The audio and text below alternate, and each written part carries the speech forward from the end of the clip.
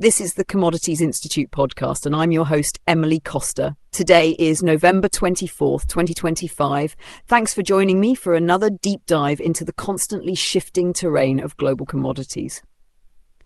We have a packed lineup today that cuts across agriculture, oil, metals, carbon markets, and freight. And as always, we'll move deliberately, taking our time to unpack the complications behind the headlines. Let's begin with a story in agriculture, because the ripple effects here stretch far beyond the farm belt. China has just booked its largest purchase of United States soybeans in more than 2 years, snapping back into the market after months of avoiding American supplies due to an extended trade dispute. Nearly 1.6 million metric tons were confirmed within 3 days, and traders believe additional sales may have taken total commitments closer to 2 or even 3 million metric tons. When you have that kind of sudden buying activity, it reshapes prices almost overnight, and indeed futures jumped sharply. Crop prices moved high enough that many farmers who had been holding their harvest for just such a rally finally started making long-delayed sales. But this enthusiasm is complicated. China, which already made large purchases from Brazil earlier in the year, now needs to empty storage to make room for these new shipments. And those higher US prices make American beans far less attractive to other importers. Turkey, Vietnam, anyone accustomed to shopping by price, will be looking elsewhere. What we're seeing is a surge driven not by market fundamentals alone, but by geopolitics, promises made between heads of state, and traders trying to capture momentum after months of depressed prices. At the farm level, producers are selling, but many of them are still below their cost of production, particularly in the Midwest. This is a reminder that even a strong price rally may not repair the financial damage done by a long season of weak demand, wide basis levels, and uncertainty around government support programs. Now, let's pivot to the oil complex, because there is an equally dramatic story unfolding, but in a very different way. China, the world's largest buyer of sanctioned Iranian crude, appears to be redefining the map of its crude origins on paper. This year, official Chinese customs data shows crude imports from Indonesia surging from less than 100,000 metric tons last year to nearly 10 million tons through October. For context, that translates to more than 235,000 barrels per day. But here's the twist.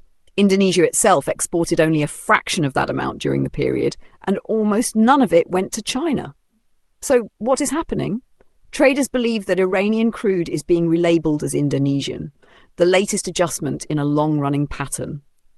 Malaysia, the usual declared point of origin for these flows, has faced tighter scrutiny since July, when the country moved to enforce stricter oversight of ship-to-ship transfers. Some banks are now rejecting documents that cite Malaysia as the origin, making Indonesia a more convenient alternative.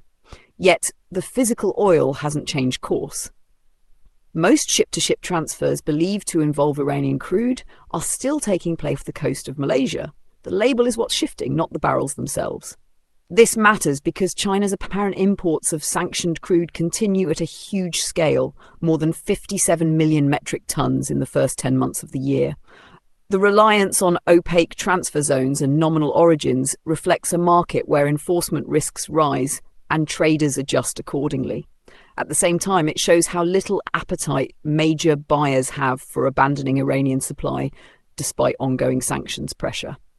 Even within oil, though, there is one refined product that is telling a very different story: diesel. Crude prices have softened on hopes for a ceasefire in Ukraine, but diesel margins remain strikingly elevated. While crude slipped more than 1% after the ceasefire proposal was announced, diesel margins rose by roughly 17% over the same period.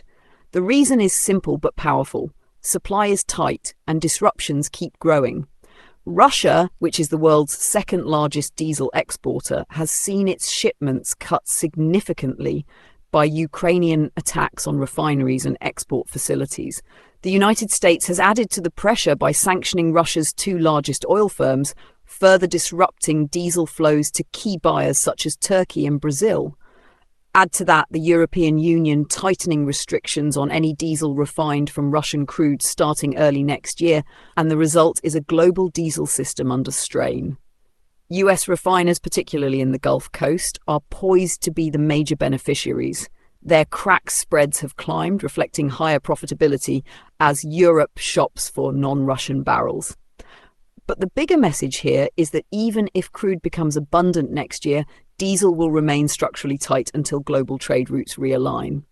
This divergence isn't just a market quirk, it's a sign of how sanctions, war, and logistical bottlenecks can unsettle refined products far more dramatically than crude itself.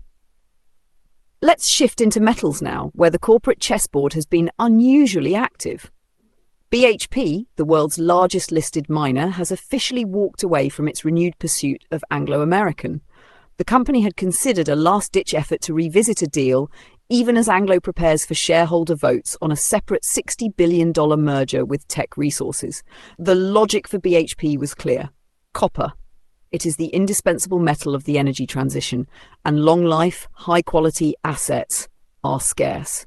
But with Anglo's board pushing back and shareholders already set to vote on the Anglo-Teck combination, BHP stepped away, and under UK rules, it cannot return with another offer for 6 months.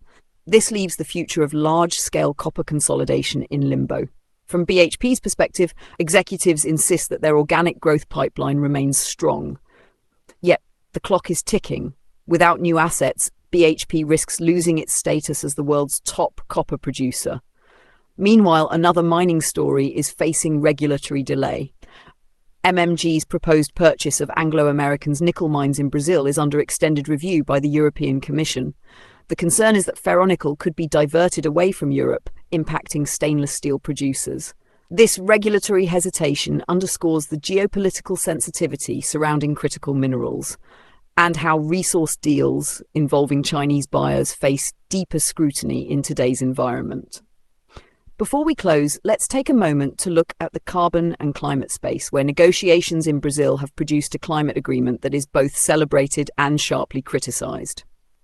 Delegates agreed to boost financing for developing countries and accelerate adaptation efforts.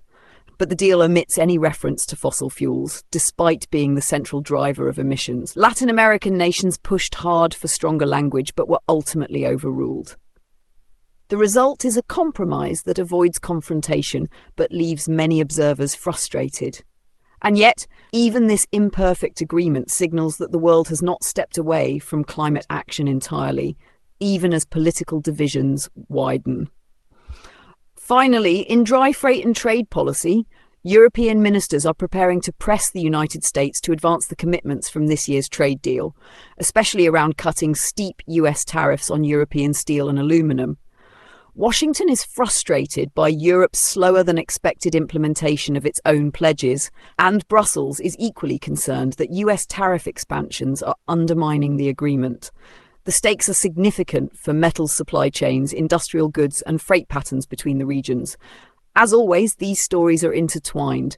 China's shifts in crude sourcing influence tanker routes. Diesel shortages shape refinery operations and agricultural transport costs.